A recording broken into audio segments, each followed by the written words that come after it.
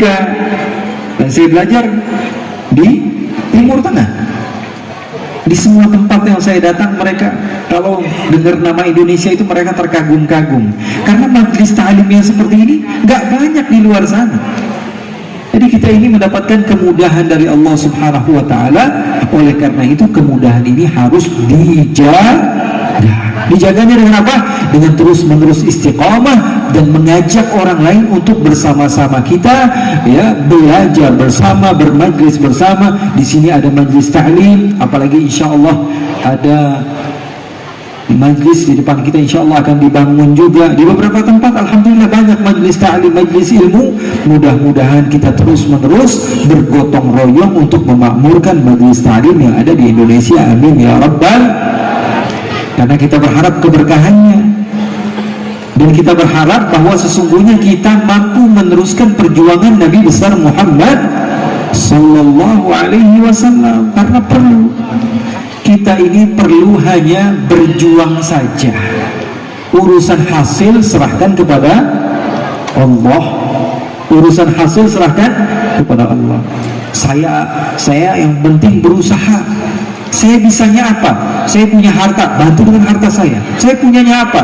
Punyanya tenaga, bantu dengan tenaga saya. Saya punyanya apa? Saya punya link teman-teman saya begini dan begitu, bantu dengan link yang kamu punya. Saya bisanya media, bantu dakwah Nabi Muhammad dengan media. Saya nggak punya apa-apa, pasti ada. Nggak punya, Bib, beneran. Duduknya kamu di majelis ta'lim sudah membantu terlaksananya majelis ta'lim. Bayangkan kalau saya ngomong sendirian nggak ada yang ngedengerin, jadi majelis ta'lim nggak? Enggak. Artinya keberadaan kamu membantu dakwahnya Nabi Muhammad Sallallahu Alaihi Wasallam. Jadi nggak ada alasan. Makanya sahabat Nabi datang kepada Nabi dalam hadis yang sahih. Dia katakan, "Dhahaba ahlud duthur bil ujur." Ya Rasulullah, kami cemburu. Cemburu apa? Kata Nabi Muhammad. Orang-orang kaya pada enak ya Rasulullah. Dikit-dikit sedekah, dikit-dikit infak, dikit-dikit wakaf, dikit-dikit ngasih uang, dikit-dikit ngasih bantuan. Pahalanya banyak. Kami buat makan sendiri aja kadang-kadang susah. Enak banget dong jadi orang kaya. Pahala sedekahnya banyak. Sementara kami orang yang fakir gak punya harta. Ada yang mengatakan, ini riwayat daripada Abu Dzar Al-Ghifari. Beliau yang bertanya kepada Nabi Muhammad SAW. Kata Nabi Muhammad SAW, kullu ma'rufin sadaqah. Jangan berkecil hati, kata Nabi Muhammad. Setiap kebaikan yang kamu lakukan adalah sedekah. Jadi nggak ada alasan saya miskin nggak bisa sedekah, enggak. Kata Nabi Muhammad, setiap kebaikan yang kamu lakukan sedekah. Wa fi kulli tasbihatin sadaqah. Setiap kamu bilang subhanallah, sedekah. Walhamdulillah, sedekah. Wa la ilaha illallah, wallahu akbar, semuanya sedekah. Wa fi amrin bil ma'ruf sadaqah. Kamu amar ma'ruf dan sedekah. Kamu nahi munkar sedekah. Kata Nabi Muhammad, bahkan kamu masuk kamar berjumpa dengan istrimu, bersetubuh dengan istrimu, sedekah. Sahabat bingung, loh, ya Rasulullah, kan ini lagi enak-enakan, kok bisa sedekah? Karena sebagian orang mengira dapat pahala itu kudu capek dulu. Enggak, padahal agama Islam tidak perlu capek. Kadang-kadang yang enak-enak juga dapat pahala, jangan dibatasi. Paham atau tidak? Sebagian orang mengira, wah kalau pengen dapat pahala harus capek. Enggak begitu, agama Islam enggak begitu. Allah Maha Baik.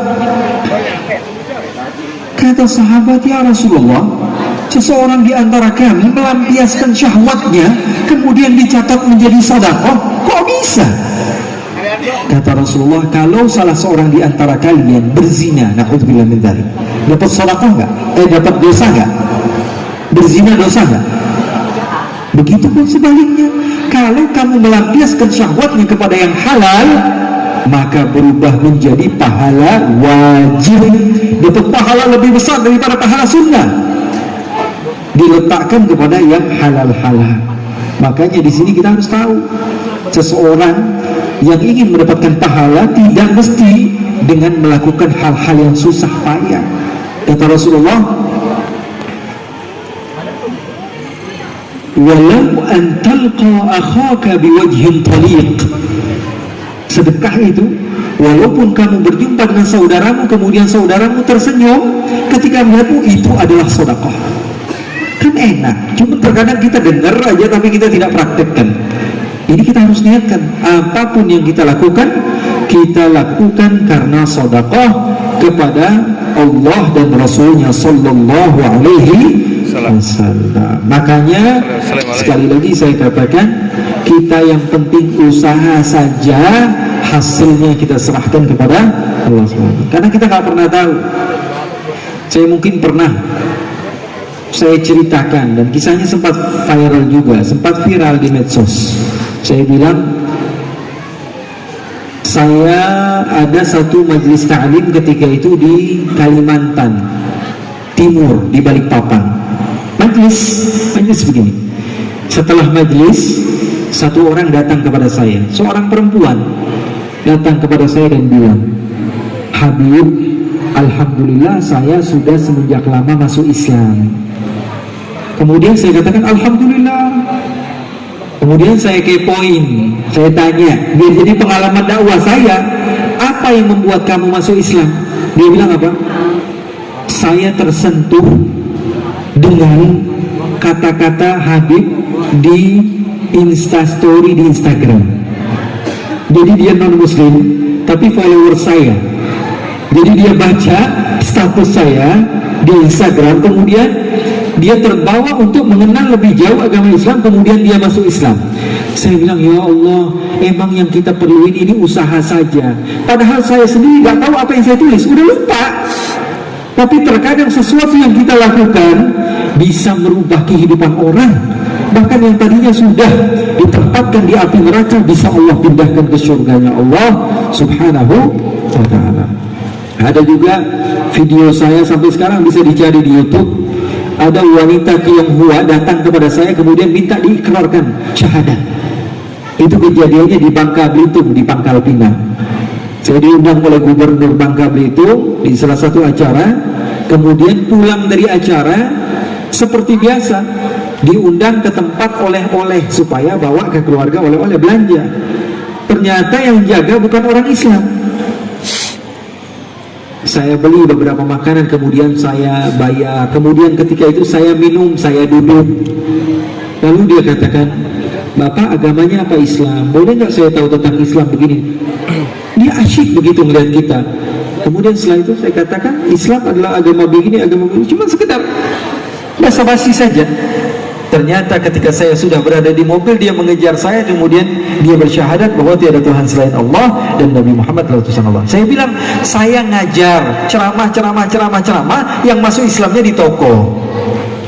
Kadang-kadang kita capek ngajak orang kepada kebaikan, tahu-taunya yang di parkiran yang dapat pahala, yang dapat taubatnya kepada Allah. Ini Allah mengajarkan kepada saya, kamu Ali, yang penting ngomong aja udah, ajak aja udah. Kadang-kadang Allah Subhanahu wa ta'ala memberikan hasilnya kepada sesuatu yang tidak kita ketahui. Kejadian yang belum lama, 2 bulan yang lalu di Bangkok, di Thailand. Tahu Bangkok? Tahu Bangkok nggak? Hah?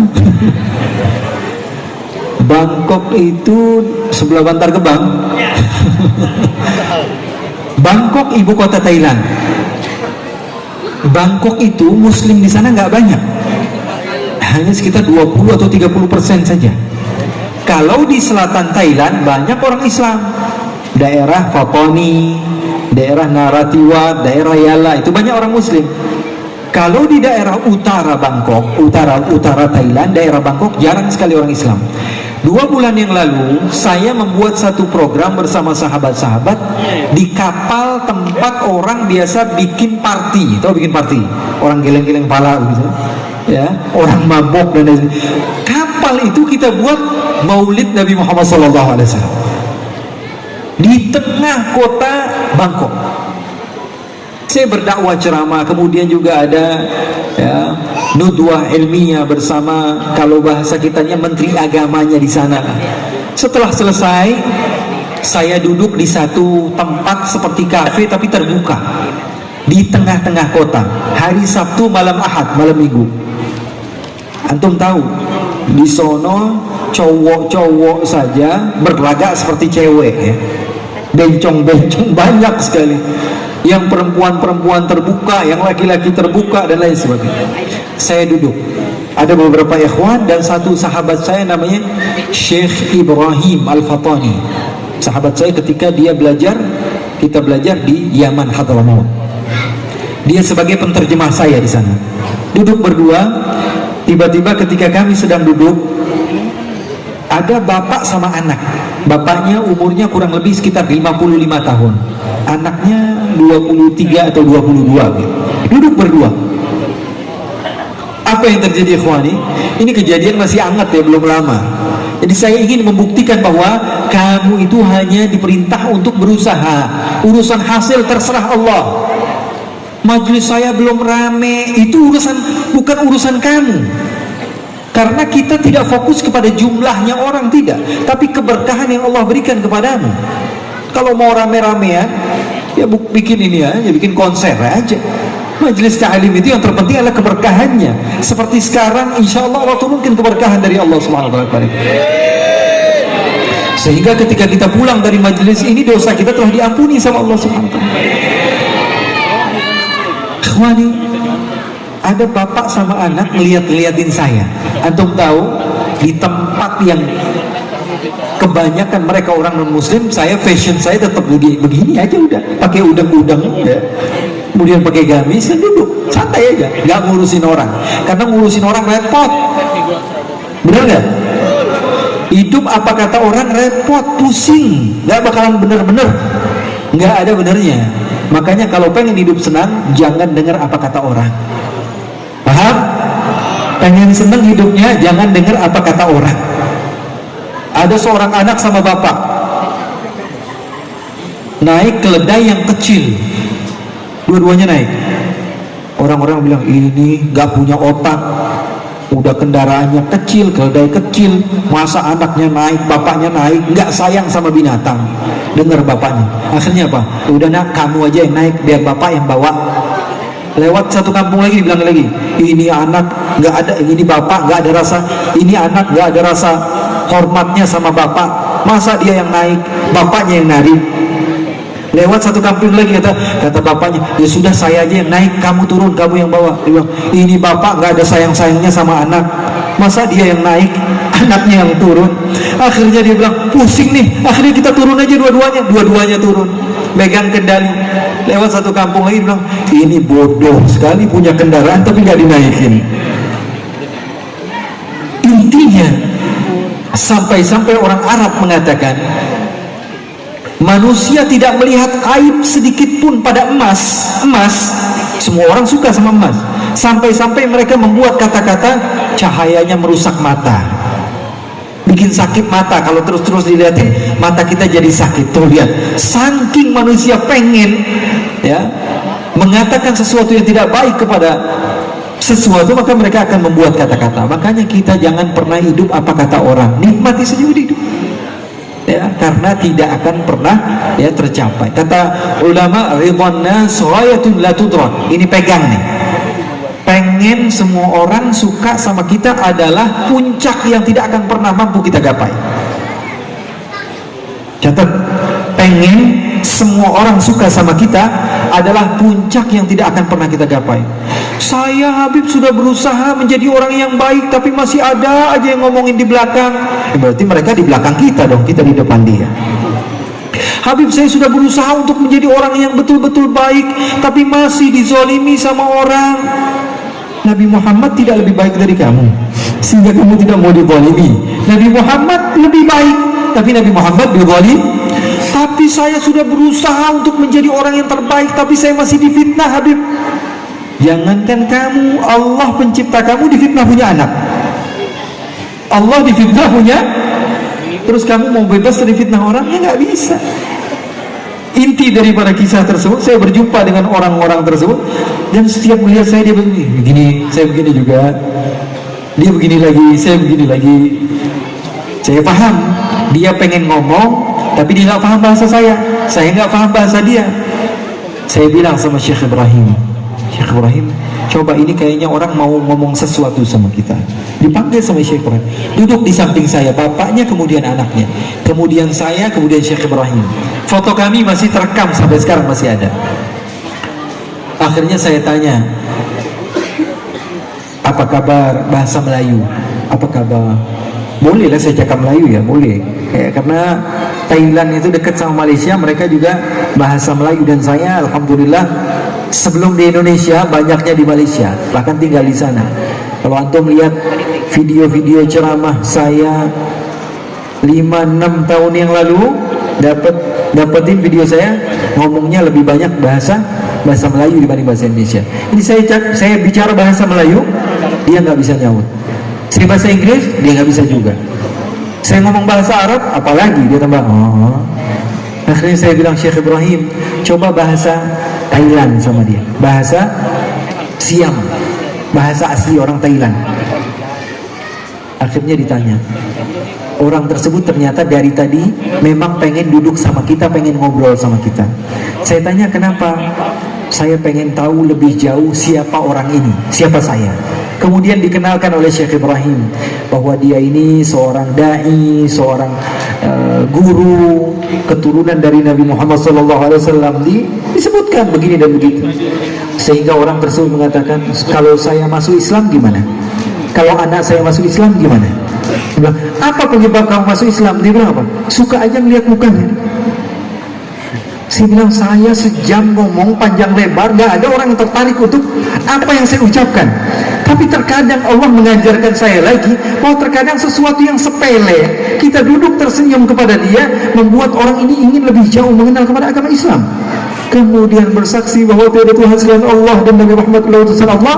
Anaknya pun bersaksi bahwa tiada Tuhan selain Allah dan Nabi Muhammad adalah utusan Allah. Sallallahu alaihi Nabi Muhammad. Oleh karena itu poinnya pada malam hari ini, lakuin aja apa yang biasa kita lakuin. Kita punya guru, punya ustaz, ayo kita bersama-sama, kita bantu perjuangan beliau. Apapun yang kita mampu, kita bantu. Jangan pernah melihat hasil, wah tapi tahun tadi kita ngadain acara nggak rame yang hadir, wah tapi tahun tadi kita mau majlis begini. Urusan hasil serahkan kepada Allah. Bisa jadi kita tidak melihat hasilnya, Allah memberikan hasilnya kepada orang lain, dan kita tetap mendapatkan pahala jariah terus-menerus sampai kepada hari kiamat. Amin ya rabbal alamin. Mudah-mudahan barakah, mudah-mudahan manfaat, dan kita bisa terus-menerus saling berbagi. Dan insya Allah Allah subhanahu wa ta'ala jadikan kita termasuk orang yang saling cinta mencintai karena Allah. Saya Ali Zainal Abidin Al-Kaf sayang sama antum semua. Mudah-mudahan antum juga sayang kepada saya. Karena kalau kita saling sayang menyayangi, insya Allah kelak kita bersama-sama Nabi Muhammad di surganya Allah. Saya yang banyak dosa, antum orang-orang soleh, siapa tahu dengan kita saling cinta mencintai, dosa-dosa saya terhapus dengan keberadaan antum. Begitupun sebaliknya, mudah-mudahan kita bersama-sama di sisinya Allah subhanahu wa ta'ala dalam keadaan ridhanya Allah subhanahu wa ta'ala. Allahumma ja'al jam'ana hadha jam'an marhuma wa tafarruqana min ba'dihi tafarruqan ma'suma wa la taj'al Allahumma fina wa la minna wa la ma'ana syaqiyan wa la mahruma. Ya Allah, jadikanlah perkumpulan kami ini perkumpulan yang Kau cintai ya Allah. Tidaklah kami keluar dari tempat ini kecuali dosa kami telah Kau hapus ya Allah, derajat kami telah Kau naikkan ya Allah. Ya Allah ya Rabbal Alamin, mungkin salah seorang di antara kami datang ke tempat ini dengan penuh dosa ya Allah. Jadikanlah kami termasuk orang yang kembali ke kediaman kami dalam keadaan dosa kami telah diampuni ya Allah. Ya Allah, kami yakin seyakin-yakinnya tidaklah kami terpanggil untuk bisa hadir ke majlis Rasulullah ini kecuali karena memang kami telah dipilih oleh-Mu ya Allah. Kami telah dipilih oleh-Mu ya Allah, diberikan taufik oleh-Mu ya Allah. Tidaklah kami dipermudah untuk kebaikan kecuali kami yakin kami sudah disediakan satu tempat di syurga-Mu ya Allah. Ya Allah ya Rabbal Alamin, jangan jauhkan kami dari guru-guru kami ya Allah, mereka-mereka yang senantiasa mentarbiyah dan mendidik kami ya Allah. Jadikanlah kami termasuk orang-orang yang merasa merasakan kenikmatan dan kelezatan ketika hadir majlis ilmu ya Allah. Ya Allah ya Rabbal Alamin, mungkin salah seorang di antara kami datang ke tempat ini dengan penuh dosa, tapi kami yakin sebagaimana Nabi Muhammad sallallahu alaihi wasallam mengatakan, tidaklah berkumpul 40 orang dari umatku kecuali salah seorang di antara mereka ada orang solehnya ya Allah. Jumlah kami jauh di atas 40 orang ya Allah, maka kami yakin banyak orang soleh di sekitar kami ya Allah. Kalaupun kami banyak dosa, lihat mereka orang-orang yang soleh saja ya Allah. Kami masuk di bawah bendera mereka ya Allah, maka terimalah kami ya Allah, jadikanlah kami termasuk orang-orang yang soleh dan solehah ya Allah ya Rabbal Alamin. Kalaupun kami mendapatkan banyak pahala ya Allah, jangan lupakan orang tua kami ya Allah, karena kami akan merasa sedih ketika merasakan nikmatnya syurga, tapi mata kami memandang orang tua kami tersiksa di neraka ya Allah. Ya Allah, jangan lupakan anak-anak kami ya Allah, istri kami ya Allah, orang-orang yang kami cintai ya Allah. Ketika kami merasakan nikmatnya syurga, namun mata kami memandang orang-orang yang kami cinta di neraka, maka itu adalah musibah terbesar bagi kami ya Allah.